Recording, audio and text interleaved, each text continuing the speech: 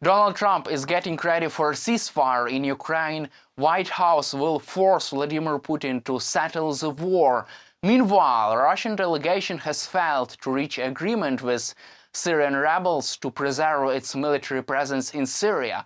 So what is known about the current Donald Trump's statements on the war in Ukraine, and why did Russian government fail to preserve its military bases in Syria? US Secretary of State Marco Rubio said that both sides of the war in Ukraine should ready to make concessions to settle the war. The statement was made during his interview with American news outlet. Also, Marco Rubio is confident that Donald Trump will be able to settle the war in Ukraine this year, to reach a ceasefire agreement as soon as possible. Also, as we know, Kit Kellogg proposed a plan to freeze the front lines in Ukraine, to create a demilitarized zone, to deploy European peacekeeping forces to Ukraine, and to provide Ukraine with all what it needs to deter Russia from attacking Ukraine again in the future. On the other hand, Ukraine would be banned from joining NATO. Also, Russian dictator Vladimir Putin will be deterred from attacking Ukraine again in the future, because Ukraine will be armed to the teeth by the Donald Trump's administration. At the same time, Kaja Kallas, the head of the diplomacy of the European Union, said that Trump's administration is ready to put more pressure on Vladimir Putin to force him to negotiation table. So Kaja Kallas said that she is ready to put more pressure on Vladimir Putin.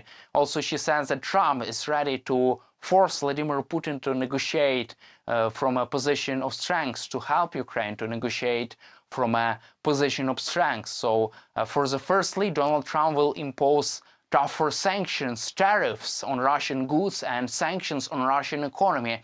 As we know, Russian economy today is still in a free fall, because the interest rate of Russian economy is more than 20%. The growth of the GDP has slowed down.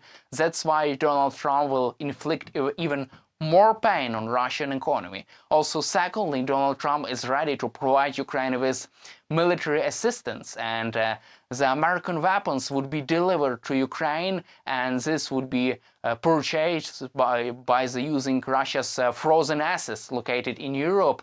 As we know, 300 billion euros are frozen in Europe. These are Russian money, and Russia can't use this money because they are frozen, they are arrested. That's why Donald Trump can use this money to allow Ukraine to purchase weapons in the United States using Russia's money, and these weapons would be delivered to Ukraine, to the front lines, to help Ukraine to keep its war effort, to continue to deter Russia, to defend itself against illegal Russian aggression. Meanwhile, European officials in Europe, in Germany and in Hungary, are discussing the possibility of renewing import of Russian gas to Europe as a part of a wider peace deal between Ukraine and Russia, according to the Financial Times. Financial Times reports that some officials are pro-Russian because they would like Russia to continue to import its oil and gas to Europe as a part of the peaceful settlement. They are confident that this strategy will deter Russia from attacking Ukraine again in the future. However, they are wrong, because Russian oil and gas will be used by Russian dictator Vladimir Putin to blackmail European Union, as it was used in the past, because European Union was so related to the Russian gas and was not independent in the energy sector. That's why this is a really bad idea. And also, Eastern European countries say that it is madness to continue to import, to buy Russian oil and gas while Russia continues its illegal invasion of Ukraine. That's why this idea will not be supported by other European governments. The New York Times at the same time reports about the biggest disaster, military disaster of the North Korean army in Ukraine. So the North Koreans are fleeing out of the battlefield in the Kursk region. North Korean army has suffered tremendous losses on the ground in the Kursk region of Russia. As we know, 10,000 North Korean troops have been deployed to the Kursk region of Russia. However, they have been redeployed from the zone, they have retreated because of the enormous casualties. They don't know how to fight the war in the 21st century. They don't know how do drones look like, and that's why North Korean army has failed in Ukraine and has achieved nothing but high rate of casualties. On the other hand, Kim Jong-un doesn't care about his own people. That's why he will continue sending military personnel to Russia to fight against the Ukrainian soldiers, Ukrainian army, and that's why even more pressure would be needed to deter North Korean government from attacking Ukraine again and from sending additional military personnel to Russia. At the same time, the Secretary of State of the United States, Marco Rubio, says that Donald Trump is confident and serious about getting control over Greenland and Panama Canal.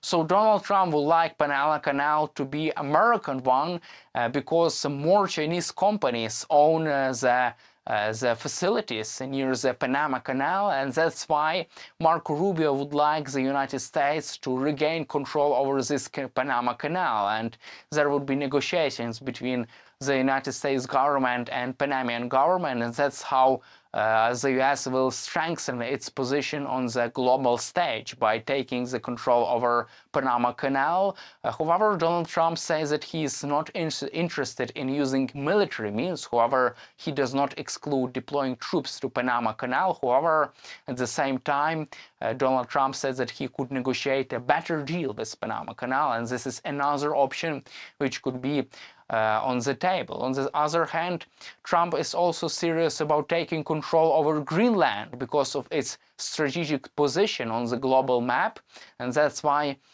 he can force NATO to increase military presence there. So NATO is ready to increase its military presence in Greenland as a part of a big global deal between Trump and NATO. NATO officials are discussing another option to increase its military presence in Greenland, to send more troops to Greenland from NATO countries and the United States. And that's how they can solve this problem with Trump and Greenland, by sending more military personnel and by deploying more troops to this area, to this island, to deter Russia, China and other adversaries around the globe, and to strengthen US position in the Greenland and on the global stage. And on the other hand of our conversation, in the end of our conversation, we will cover the situation in Syria. So Ahmad al-Shara has been declared as a president of Syria, according to Reuters. So Ahmad al-Shara has been declared as a president of Syria. He will stay in power until the general election takes place.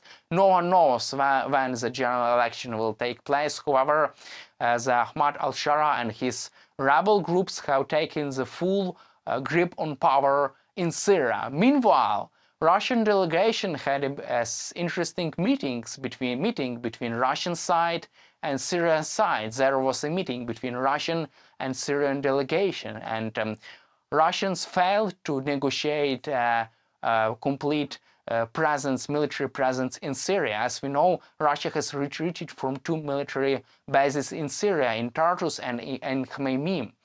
That's why Russia has failed to negotiate to preserve its military presence in Syria. Moreover, Russian government has demanded to continue its military presence there. However, Syrian rebels demanded from Russian side to pay compensation from all harm which was caused by the Russian army and to reconstruct Syrian government.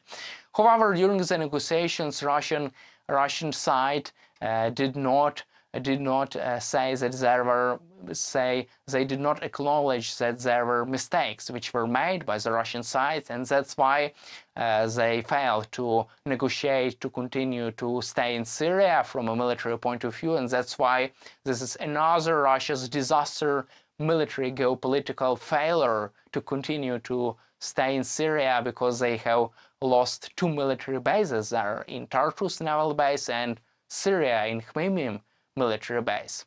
That's all for today. Subscribe to our YouTube channel, stay with us on YouTube, and glory to Ukraine!